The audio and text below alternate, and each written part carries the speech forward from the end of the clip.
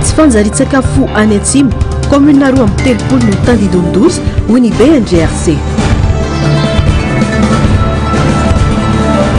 Fanendrena mpikambana vaovao eo amin'ny Sony tokony miandry ny fokonan-doham-pirenena vao iresony izany hoy Libra Kotovao. Raharam-pirenena mila ravaina ny anteny meram-pirenena ary arafitra ny tondro zotra hitantanana ny firenena hoy ny antoko-kitana. Manatra ny fiarabana tompo klasy tompoka vavy tonga soa ato anatin'ny fotoanany fampahalalam-baovao eto amin'ny fahitalavitra MBS manasana mampanajana izay anaraka ny fampahalalam-baovao hatramin'ny farany. Vaovao makasika ny raharaha fikasana ifofony ainy filohan'ny fanavozana no isataratsika ny fampahalalam-baovao. Misy ifandraisany amin'ny fanjavonany vola 20 miliara ariary atao amin'ny fonds gouvernement malagasy na ny FSM. Ny raharaha mikasika ny fifofona ny ainy filohan'ny fanavozana hoy ny ministry ny fitsarana tamin'ny ity androany ity. Isan'ireo voaroroy amin'ny raharaha ity ny mpitantana teo aloha teo anivo ny FSM hoy ny fanamafisany Fanirisoa Erinaivo.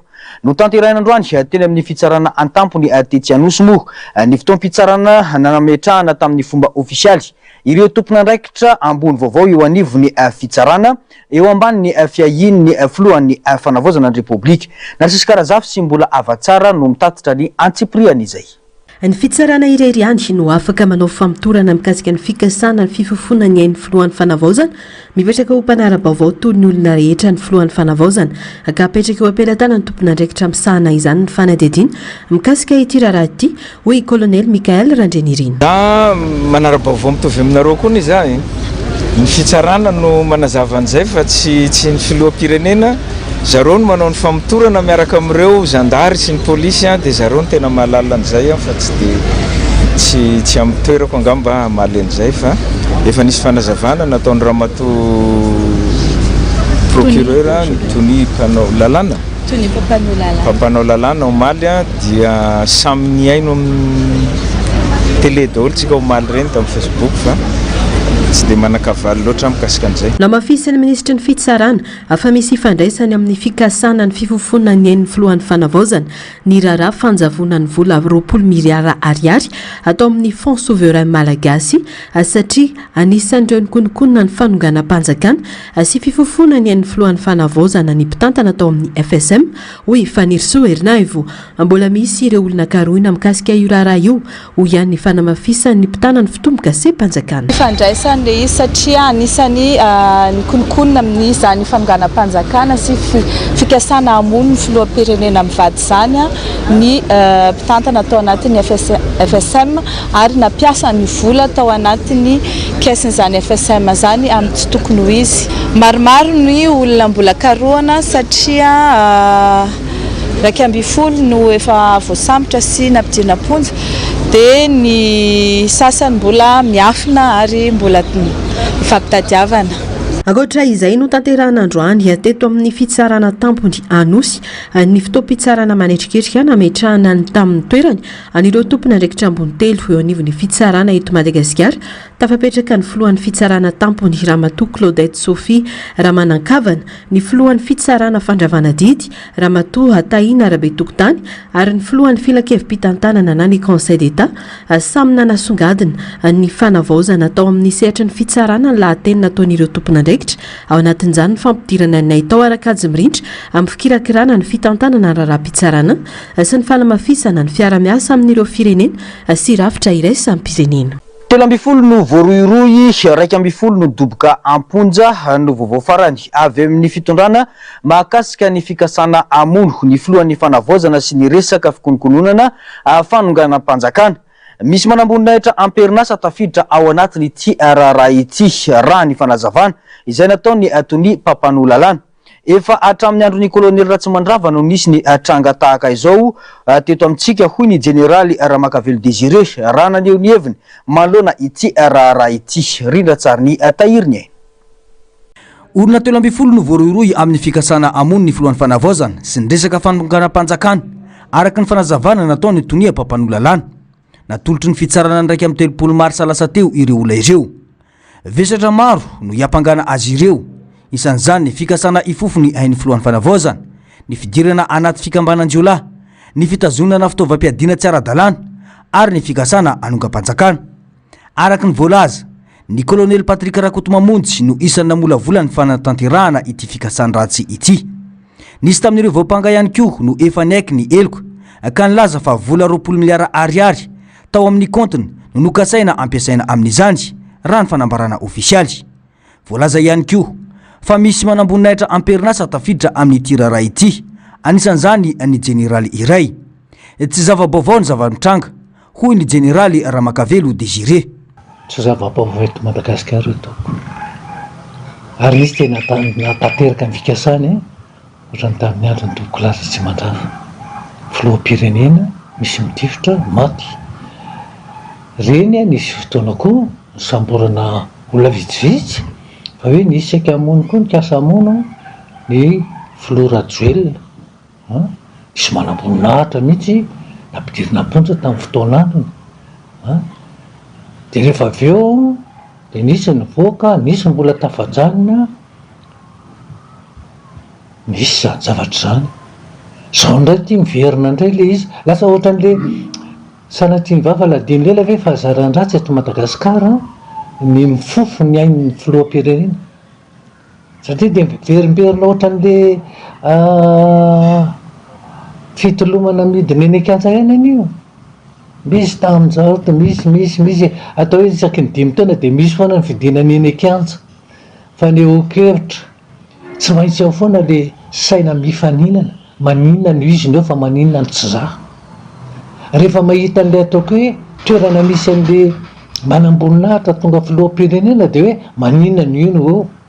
Adredredrena ohatran'ny manahirana kely, ataoko hoe manahirana kely dia ohatran'ny hoe kolonely ny filoham-pirenena, ny jeneraly kitana efatra sy ny sisa feno, kitana efatra, kitana telo, kitana roa, kolonely. Raha toe-tsaina maramila dia hoe aiza zany le ambaratonga ny laharam-boninahitra. Zany hoe misy zavatra tokony anisan'ny tokony hajaina tahaka ny Andriamaso arovana ohatrany anateo. Zay io moa zava-misy ny akory atao dia ny kolonely ny sanotsaka teny Anarabe niaraka tamin'ny mpitolona dia izy nataon'ny mpitolona hoe ia dia izy zany misy. Fa tena amiko mamaramila dia ohatrany hoe manahirana ny saiko le hoe tsy voajantsony le ambaratonga ny laharam-boninahitra. Zay le izy. Manana andraikitra amerina andoharano ny vahoaka malagasy ny ray aman-dreny ho hiatrany ny fanazavana. Rava tanteraka ny kolotsaina sy ny soatoavina raha izao olana mitranga izao no dininy hoy ny fanamafisana. Ary zay adidiny ray aman-dreny mihitsy no miteny, misitona ny sainy ny daholo be, tsy hanavahana mihitsy hoe inona zany no eritreretintsika Madagasikara iny no eritreretintsika apetraka ho an'ny taranaka. Raha ifamono, ifanenjika sy ifanaratsy isika mianakavy. Iaho zany amaray aman-dreny dia miangavy mihitsy hoe fifamonoana aloha dia mba hoaka kely mba tsy hisy. Tsy mitondra fahasoa mihitsy zany mifamono zany. Zay aloha dia anankiray. Na tonga eo amin'ilay toerana ary anao vononao io tsy fantatra koa izay zavatra anjoanao. Satria lasa fomba mahazatra le izy dia zay ny ataoko hoe tsy zavatra ahasoantsika io dia mba samy ihany mba mieritreritra ary ny tena eritreretintsika dia ny taranaka. Andrasana moa ny fivoaram-baovao mahakasika ity raharaha ity. Fa mangataka fanampanazavana avy amin'ny Prime Ministre sy ny Ministre misahana ny atitany momba ny fanendrena ireo mpikambana eo anivon'ny Seny irivo Rakotovao. Flot national ny antoko hasvem tokony aorin'ny fampiresahana ho an'ny hery rehetra no tokony irosona ny fanendrena ireo mpikambana vaovao ao amin'ity vomera ity raha ny fanazavany atrany rindratsara ritahiry ny aina atrany. Araka ny tondro zotra ilaina ny fiaraha-midinika mialohan'ny fanendrena izay ho mpikambana vaovao eo anivon'ny vomery malio tena misana ny fifidianana taorin'ny fametra-pialana fahobe nataon'ireo mpanolontsaina tao hoy ny Flot national ny antoko hasvem. Ny zavatra hita nefa dia miroso amin'ny fifidianana izay hosolontenany ireo vondrona sy andrim-panjakana isan-tsokajana ka mampisavorovorosaina sy mitarika fanontaniana momba ny mangarahara amin'ny dingana ho ihany Rakotovao rivo. Tokony aorin'ny fikonan-doam-pirenena vao irosonana tsy ny fanendrena ireo mpikambana andrafitra ny Seny hoy ny fanamafisana. Voalaza mazava tsara ry amin'ilay tondro zotra napetraka ny fitondram-panjakana hoe misy adevitra izay mbola atao ao momba ny lalan-tsotra-pifidianana dia nisy an'izany mpikarakara fifidianana Seny sy ny sisa. Misy nefa ohatrany tady manao sesika fotsiny hoe alefa sy nisolotenanareo sy ny sisa eo zany le lazaiko mila fanazavana satria za zao acteur politique dia mieritreritra hoe inona ary zany le atao hoe inona le atao zao nareo mpanao gazety dia appréciena hijery aingana ny olona solotenanareo toy izany nalefa ny HCC toy izany ny HCC angamba nefa fidiny zay dia inona ary zany le izy za dia magataka fitondram-panjakana mihitsy anazava an'izany satria amiko lay tondro zotra efa nataon'ny fitondram-panjakana no tokony ametraka an'izay lalana atao zay aloha dia raha ohatra zany tsika ao anatin'ilay fivombe zay ho atao anatin'ny fotoana efa vao marika no milaza fa mety io seny io a ny fomba nendrenan'ny olona ao mety hovana zay ny fanekeny be sy maro zay ny fanarenana ataontsika fa tsy hoe tsisy ninona miova fa ny olona fotsiny miova so dia mba tsy le olona ary natonga ny zavatra io fa le fomba fifandraisany ao ny fomba fanendrenan'ny olona ny zay solontenan'izy ao satria mampimenimena ny olona ity solontenany président sady tsy maintsy manao zay tian'le président ve zany izy zany a dia ady hevitra ka amiko zao nisan'ny singa anankiray lehibe mihitsy a mba tokony anazavany premier ministre na ny ministre miandraikitra an'izany a hoe na miteny mihitsy ajanony aloha mantso ny seny izy mbola ambony kely ao a petraha alohanareo a fa mbola misy a feonambe a momba an'izany resaka fifitianana zany tsy olana amin'ny mahandrom-panjakana azy ny seny hoy ny fanazavana fa ny fitantanana sy ny mangarahara amin'ny fanendrena sy ny fomba fiasany no lasa olana politika lehibe ho an'i Madagasikara hoy ny faneho-kevitra na ny anarany fotsiny dia mankadilo ny sofiny malagasy hatramin'izay ary izany no anaovana antso ny mba hisina fampidiniana mialoha na ny concertation nationale vao irosona ny fanapahan-kevitra momba izany ho hatrany ny fanamafisana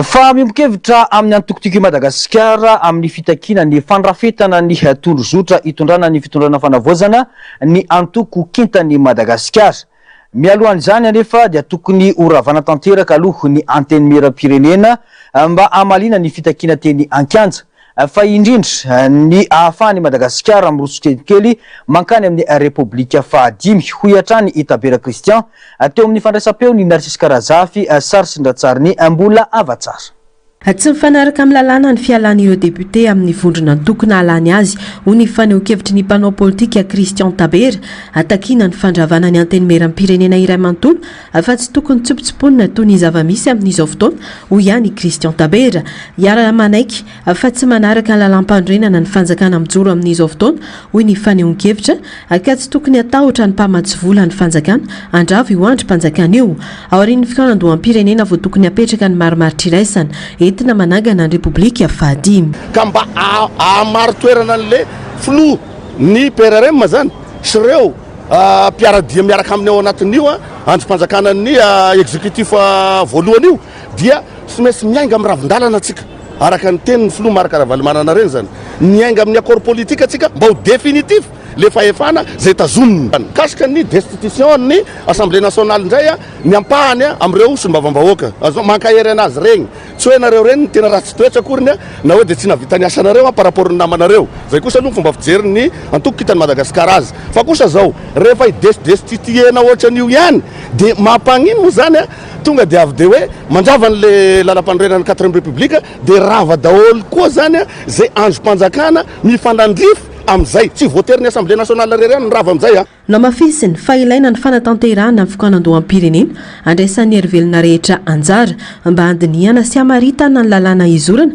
amin'ny fanavaozana sy ny rafitra politika tanjona ny ahafahana mivoatra makany amin'ny rafitra matanjaka kokoa sy hisorohana ny krizy miverimberina mbola tsy nisy maneran-tany izany teteza mita araka ny lalam-pandrenana izany na ny transition constitutionnelle ary tsy voafaritra ao anatin'ny lalam-pandrenana ho hiatran'ny fanamafisana manoloana izany mila miverina amin'ny dalana sy ny fanajana ny lalam-pandrenana isika iza tezitra na iza ho faly aminana na iza tsy ho faly zany transition constitutionnelle zany dans le monde ça se fait pas sady tsy miexiste fa ny transition de transition izy zany ao aranatin'io lalam-pandrenana io elako tsika amin'ny andrimatofoloa fa tsisy an'izany PRRM zany ao de tsy cohérent zany ny fomba fanendrena rehetra na gouvernemanta na any amin'ny rasa mangaiky ny décret mpanjakana reny hoe vila constitution nefa ny ary PRRM ka za zany eto fitiavako azy ny anolora-kevitra azy mba sy apisy an'le déstabilisation juridique zany satria misy milalao temps zany ao misy migagné temps mba apisy problème fagnondroana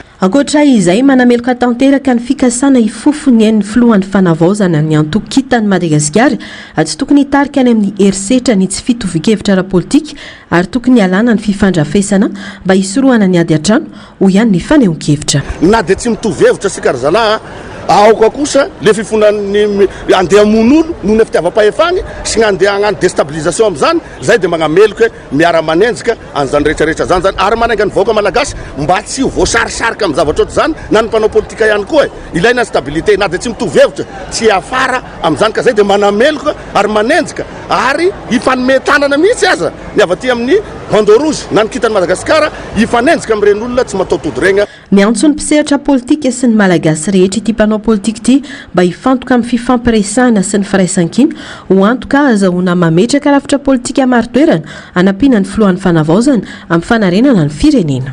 Mbola eo amin'izay vaovao ny politika izay hatrany tsisy fampandrosoana sy fanavaozana vanona raha tsy miroso amin'ny famongorana ireo firongony ny fitondrana teo aloha hatrany amin'ny afakany ny fitondrana mijoro ankehitriny. Maro mantsy amin'izao fotoana ireo ambara fa firongony eo anivon'ny fitondrana teo aloha ka manimba endrika ny fitondrana fanavaozana indrindra amin'ireo faritany. Mila fandraisana fepetra maika izany toe zavatra izany hoy ny faneho-kevitry ny mpanao politika izay voalaza fa manimba ny atolona natao. Natsisy karazafy sy mbola avatsaratrany no mitatitra ny Aprily izay. Niainga tamin'ny fitakina ny famerenana anjiro sy rano ny etsy-bahoaka natao tamin'ny faraparan-taona 2024 firenena tao anaty kizy no niraisin'ny filohan'ny fanavaozana ary tamin'izao fitondran'izao fa malalaka kokoa ny faneho-kevitra malohana izany dia miantso ny olom-pirenena ny filohan'ny fikambanana servir mada anohana ny fitondrana fanavaozana indrindra manoloana ny adila politika izay nandrava sy nanimba ny firenena nandritra ny taona maro no mafisiny fa ilaina ny firaisan-kina sy ny fiara-mientana mba ho tody any amin'ny firenena ka saina ho atao amin'ny volana Jolay ho avy izao.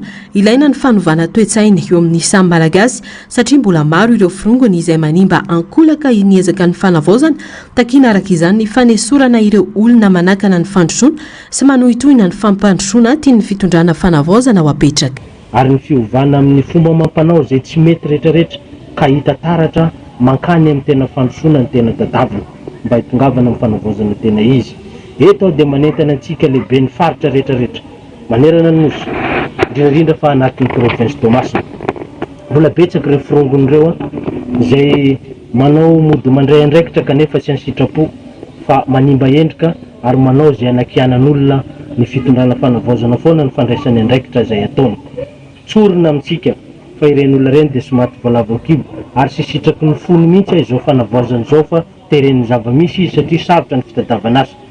Ka mananteny izahay fa anovany ireny olona ireny indrindra fa ireny directeur régional intérim ireny dia tokony atomboka ny nomination vaovao olona fanavaozana, olona nitolona, olona maniry an'izany fanavaozana izany fa betsaka ny zanaka malagasy nianatra ary nampianatra azy sika betsaka ny manam-pahaizana fa sy ireo teo ireo foana mbola avadibadika dia ireo ny mijoro eo. Maro ireo tranga ao amin'ny faritany Tomasina no manimba endrika ny fitondrana fanavaozana ka ilaina ny fandraisana andraikitra entitra mba hanadiovana ny rafitra sy hanamafisana ny fitondrana fanavaozana.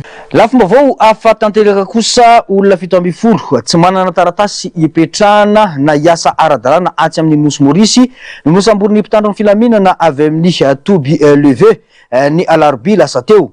Teratany malagasy ny 12 amin'ireo nizerana kosa ny 4 ary ganiana ny iray. Ny 5 amin'ireo teratany malagasy ireo dia vehivavy raha ny angom-baovao. Raha ny vaovao ihany dia nahiditra amponjavonjomaika ao amin'ny fonjany Beaubassin ireo olona 17 voasambotra ireo no ny tsy fananana taratasy ara-dalàna. Vaovao avy any amin'ny tapany atsimony nosy kosa indray commune misy 2 no tandrindomondoza no ny tsy fanjari-tsakafo any amin'ny tapany atsimony nosy iny amin'izao fotoana izao. Raha ny nambarany teo anivony BNGRC tamin'ity androany ity. Ezaka tsy maintsy atao ho arak'izany ny fandefasana fanampina ho an'ireo mpiarabelona ireo ka irosona amin'ny fizarana izany ny talata ho avy izao ho iatrany ny fanazavany BNGRC. Nisy ny fanampina avy amin'ny fiangonan'ny Jesoa Kristy ho an'ny olomasiny andro farany izay natolotra androany ka aompana amin'izany ireo fanampina ireo raha ny fanazavana atrany. Tato-baovao makasika izay eo amin'ny rindran-tsariny tahiriny aina. vary 3 sy 4 sy 7 kilao, tsaramaso 500 sy 4 sy 4 kilao, menaka 8 litatra ary siramamy 3 sy 1 kilao. Ireo no fanampina ara-tsakafo alefa maika ho anampina ireo mponina miatrika fahasahiranana noho ny tsy fanjarian-tsakafo any Atsimon'ny Nosy. Commune misy 23 no voalaza fa tandindomindoza amin'ny tsy fanjarian-tsakafo any amin'ny tapany Atsimo. Araka ny fanambarany BNGRC dia miloko mena ny tondro amin'ireo commune ireo izay miparitaka amina distrika 5. Midika izany fa efa anatin'ny ambaratonga mampanany ny toedrarà. Tsy mbola nisy maty araka ny resaka voizina, saingy efa tafiditra ao anatin'ny sokajy kritika ny zava-misy any an-toerana raha ny fanazavana. Commune 2 ao anatin'ny distrika anankidimy, zany hoe fa tandoniny fanjarian-tsakafo sy ny sécurité alimentaire amin'izao amin'ny teny izao dia mifampiresaka tamin'ny donateur ny BNGRC dia ny raha nanapaka atao fa ho alefa any Atsimo mba ahafahana miatrika faran'izay aingana anio loza ny tatao any Atsimo io ireo fanampiana ireo. Ao anatin'ny article atsika zany tsy mandeha any amin'ny geza nisy fitialy izy fa hoentina any amin'ny insécurité alimentaire any amin'ny Grand Sud zay manomboka aty amin'ny Vatovavy fitovinany Atsimo Atsinanana Anosy ary Atsimo Andrefana. Il est 263 tonnes de riz tenenina teo le 263 000 kilos dia mandeha andoly satria araka le tenenina teo dia fa mafimafy mahazo an'ilay mpiara-belona amintsika any amin'ny Fatatsimo dia iainga zany ireo entan'ireo rapitso farafatarany ary tokony tonga any amin'izany faritra tokony adolavan'izany manomboka amin'ny herinandro dia aorinan'ny talata zany tsika aorinan'ny lundi de Pâques efa tonga any ekipa BNGRC mizara an'ireo fanampian'ireo any amin'ilay faritra efa voalaza teo. Araka ny antotanisa iraisam-pirenena avy amin'ny PAM WFP sy ny UNICEF eo amin'ny 30% ka hatramin'ny 50% amin'ny ankizany amin'ny faritra Atsimo no tratry ny tsy fanjarian-tsakafo mahatra isan-taona. 7 sy 5 sy 4 ankizy latsaky ny 5 taona no lasibatry ny tsy fanjarian-tsakafo tamin'ny taona 2024 ary 2 sy 1 tapitrisa ireo mponina voakasika amin'ny tsy fanjarian-tsakafo raha nitatitra farany tamin'ny taona 2023. Tontolon'ny fahasalamana isan'ny voatsokajy ho isan'ireo marefo amin'ny fisitrahana fahasalamana ny vahoaka malagasy. Azo hitarafana izany avokoa ny toerana rehetra na aty andrenivohitra na any ambanivohitra. Miroso amin'ny dingana fanatsarana ny fampisitrahana fahasalamana ho an'ny daholobe ny fanjakana malagasy amin'izao. Maro anefa ireo fanampy mila tratrarina amin'ny fampisitrahana fahasalamana ho an'ny vahoaka malagasy io raha ny fanazavana atrany naritsy karazafy sy mbola avatsara. Azo fototra ho an'ny olo-pirenena ny fahafahana misitraka fitsaboana mbola lavitresaka izany ho any eto Madagasikara. Maro amin'ireo tobim-pahasalamana fototra na ny CSB no tsy manana mpitsabo akory ary tsy vitsy ihany koa ireo mponina voatery mandeha an-tongotra kilometatra maro vao mahita toeram-pitsaboana.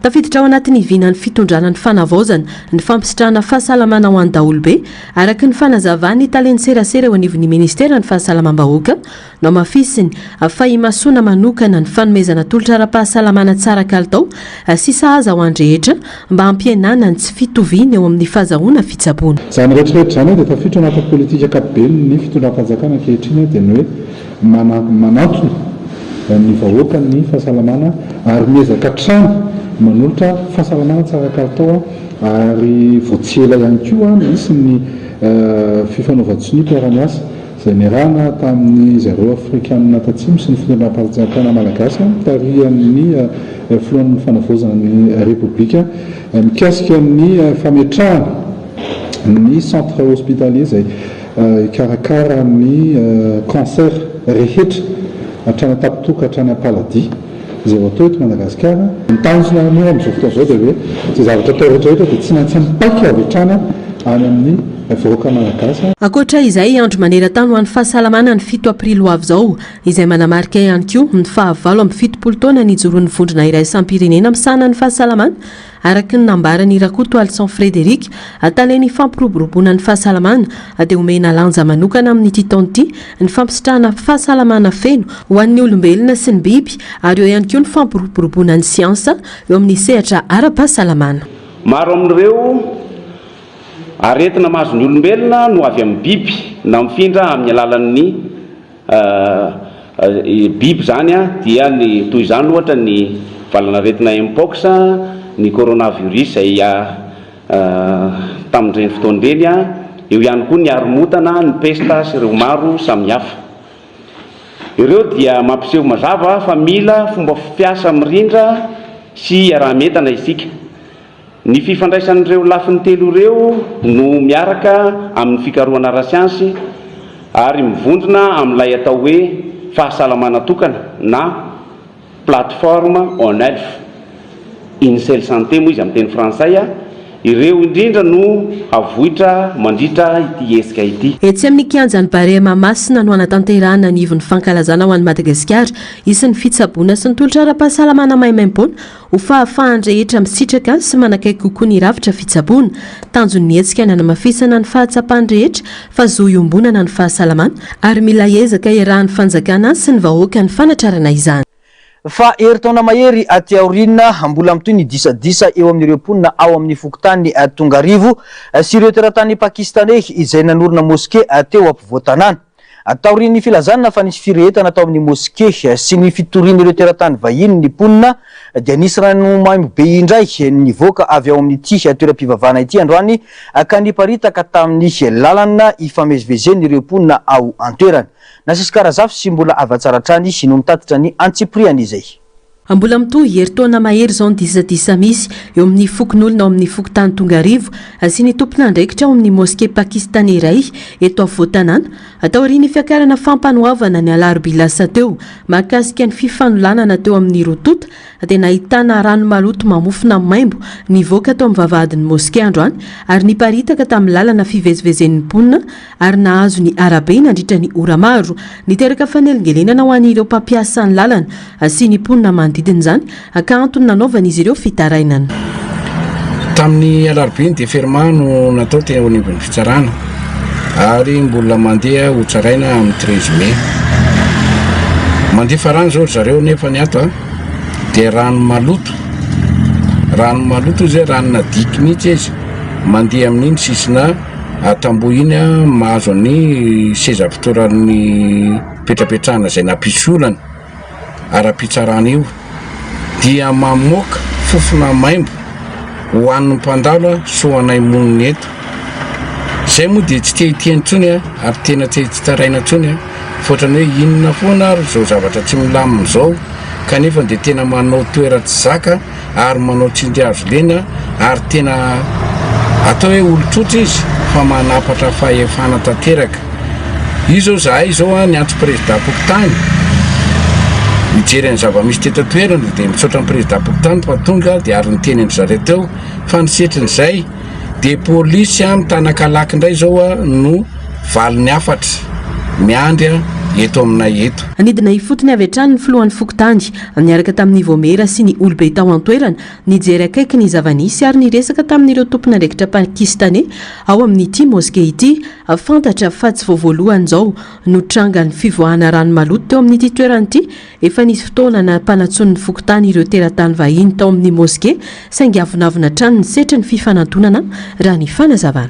Akony alakamisy masina hatramin'ny alakamisy masina omaly dia saika feno sy ipoka avokoa ny fiangonana teto Andrenivohitra.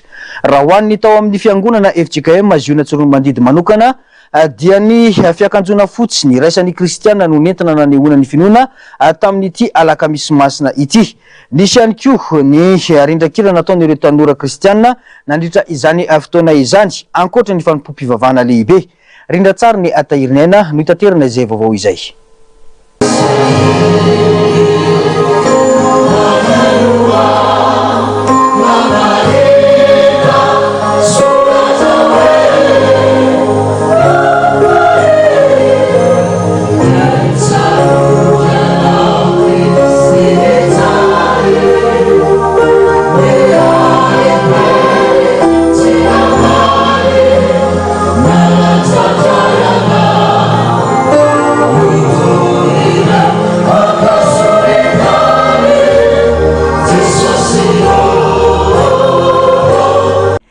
Niavaka ny fanamariana ny alakamisy masina ho an'ny teto amin'ny fiangonana FJKM Ziona Tsorono Mandidy.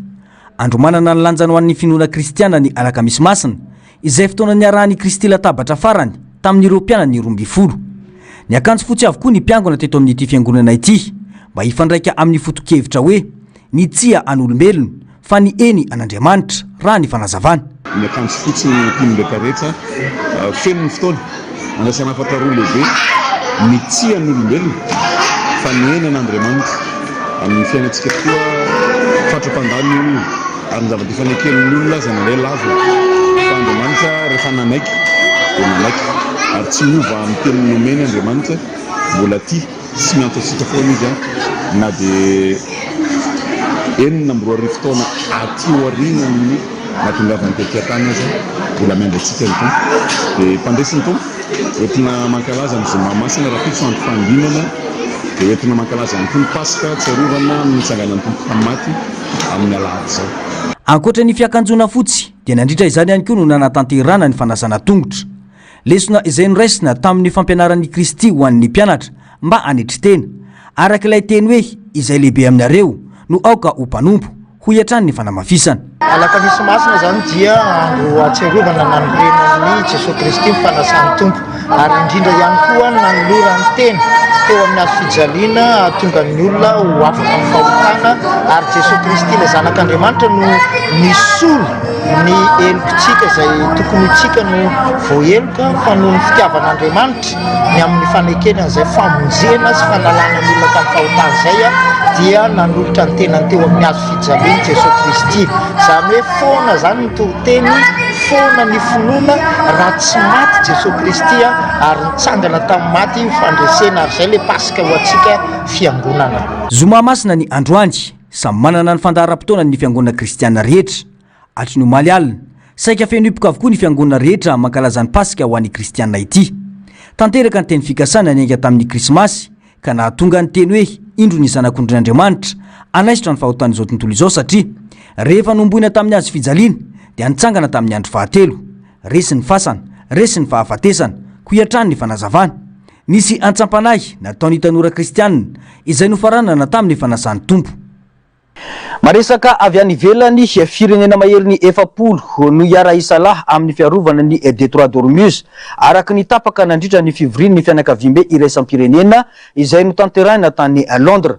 Niteraka fikorontana lehibe teo amin'ny fitaterana an-dranomasina sy filaminana ara-geopolitika ny ady teo amin'ny Iran sy Israel ary États-Unis ka vomafy tamin'izany ny Détroit d'Ormuz lalana iray stratégique amin'ny fitaterana solika sy entana maneran-tany. Ny Aprily izay. Ny hena be ny fivezivezen'ny sambo hatramin'ny siny ady teo amin'ny Iran sy Israel ary États-Unis mampitombo ny tahatra isin'ny krizy ara-toe-karena sy ny angovo maneran-tany izany. Nandritra ny fivoriana iraisam-pirenena natao tany Londres no nanapahan'ireo firenena 700 mahery hevitra ny hananganana fiaraha-mitantana hiatohana ny filaminana ao amin'ny Détroit d'Ormuz. Ireo firenena avy amin'ny faritra maro eran-tany no ao anatiny dia ireo firenena tandrefana mpiaradia amin'ny États-Unis toa ny France, Royaume-Uni, Allemagne sy ny hafa ao amin'ny vondrona Europeanina. Ireo firenena ao Moyen-Orient maniry ny hisian'ny fitoniana ao amin'ny Détroit d'Ormuz ary ireo firenena lehibe manana tanjaka ara-toe-karena kanefa miakina amin'ny solika avy amin'ny faritra io toa ny Japon, Korea Atsimo ary Inde. Araka ny vaovao, ampiasa fomba maro ireo firenena ireo hierovana ny Détroit d'Ormuz. Ao anatin'izany ny diplomasia, ny sazy ara-toe-karena ary raha ilaina koa ny fanohanana ara-miaramila toy ny fiarovana ny sambo, ny fanisorana ny bomba an-dranomasina dia hirosona izany. Sy hiaina nefa nisy fitovekevitra eo amin'ireo firenena mpandray anjara satria ny sasany manohana ny fampiasan-kery ara-miaramila, ny hafa kosa manindry ny mahazava-dehibe ny fifampiresahana sy ny vaholana diplomatika mba hisorohana ny fianaky ny ady. Hotadiavina ny fomba rehetra mba hahafahana mitondra sakafo sy zezika ho an'ireo firenena marefo mba hisorohana ny krizy ara-sakafo mety hitranga maneran-tany. Izany rehetra izany dia mampiseho fa miankina betsaka amin'ny fitoniana ao amin'ny Détroit d'Ormuz ny toe-karena sy ny filaminana iraisam-pirenena. Fa nanao fihetsiketsehana goavana ny olom-pirenena tao Guinée-Bissau no ny fahafatesan'ilay mpikatroka mahery fo antsoina hoe Guivario Louis Balanta fantatra amin'ny fiarovana ny zony olom-pirenena. Angatan'izy ireo arak'izany ny marina sy ny mangarahara amin'ny ity raharaha ity. Ny Aprily izay. Vahoaka marobe nahitana mpikatroka avy amin'ny sehatra politika sy ireo fiarahamonim-pirenena no nidina an-dalambe miaso ny fitadiavana ny marina sy ny rariny taoriana ny famonoana tamin'ny fomba feno abibiana an'ilay mpikatroka ara-politika mafana fo Vigario Louis Balanta izay hita faty teo amin'ny morosiraka akaiky ny renivohitry Bissau ny 2 marsa 2024 lasa teo. Fantatra amin'ny fanoherana ampahy maso ny fitondrana ankehitriny Balanta ary ny fiatsonany fampanjakana ny demokrasia. Notakiny koa ny famoahana ny vokatra ofisialy tamin'ny fifidianana natao tamin'ny volana Novambra 2024 izay mbola tsy nivoaka tamin'ny fomba ofisialy. Manohitra ary manameloka tanteraka ny famonoana ny Balanta ireo fiarahamonimpirenena sy ireo fikambanana piaro ny zon'olombelona ary ireo pomba ny Balanta. Sokajiny izy ireo ho assassinat brutal na famonoana masiravina ary nanatiratotra ny hanaovana ny fanadihadiana sy misy atakandro ity raharaha ity izy ireo ary ao anatiny mangarahara sy ambara ho ren'ny vahoaka mpanaradia azy rehetra. Ao anatin'ny toedraharaha politika sarotra sy amarefo hatramin'ny fanonganana mpanjakana ny 20 Novambra 2024 izay nanongana ny tafika ny filoha tamin'izany ary napiato ny rafitra ara-demokrasia i Guinée-Bissau. Izao raharaha izao dia manamarika ny fihenan'ny fahefan'ny sivily sy ny fitakina ny fampanjakana ny zon'olombelona. Nampanantena fanarenana rafitra amin'ny alalan'ny fifidianana vaovao ny fitondrana ao an-toerana. Saingy hatreto mbola baraingo izany raha ny toe-zava-misy ao an-toerana hoy ireo mpanao fihetsiketsehana. Nanaitra sy nitondra fahatezerana mafy teo amin'ny fiarahamonina ny famonoana ny Balanta izay malaza sy mpikatroka mavitrika teo amin'ny sehatra ny zon'olom-pirenena. Mampitombo ny ahiahy momba ny fihenan'ny fahafahana sy ny fanazana ny maholona ao Guinée-Bissau izao tranga izao. Ilay pilule mahavarina noforon'ny Christian Point Cheval sy ireo ombivavy kely 5 nampidirina an-tsekoly. Ireo no afakely sy hoentina aminao indray amin'ity androany ity. Lehilahy teratany frantsay ajona hoe Christian Point Cheval no lehilahy voalohany navita nanovany hetotra ho manitra. Afaka hatretiko izy ny henatra sy ny tebiteby rehefa andefa rivotra, indrindra rehefa imasom-bahoaka na any anaty fivoriana satria efa misy ny pilule ajona hoe pilule pet izay afaka manamanitra ny hetotra. Araka ny nambaran'ny Christian dia tsy zavatra simika fa tena natoraly tanteraka ary tsy manakana ny hetotra tsy hivoaka ny pilule pet fa manamanitra azy fotsiny. Misy fofona isan-karazany pilule pet toy ny chocolat, sakamalao, chlorophylle. Araka ny tantara, ny fahitan'ny Christian fijalian'ireo namany niara-ny sakafo kanefa nisy ray tamin'izy ireo nandefa rivotra tsy laitra inainana no nahatonga azy nanao fikarohana ka nahitana ny pilule pet.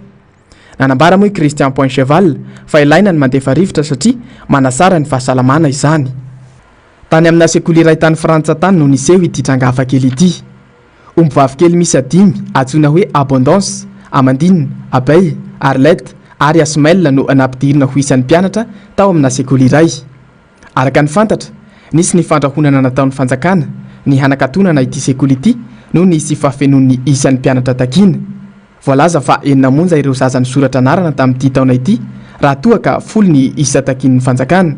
Ary dia ny ben'ny tanàna tao an-toerana no niaraka tamin'ny mponina nanatitra ireo omby ireo tao amin'ny sekoly ny talata 3 marsa lasa teo mba hanoherana ny fanjakana. Tapitra ny fampalalambo voantsika tompoko lasy sy tompoko vavy mankasitraka anao nanaraka izany ny atramin'ny farany. Ny fampalalambo vao no mifarana fa ny tena kosa mbola iaraka aminao eo rehefa avy eo ao anatin'ny fandaharana dinika mandrapitava vetivety ary tompoko lasy sy tompoko vavy.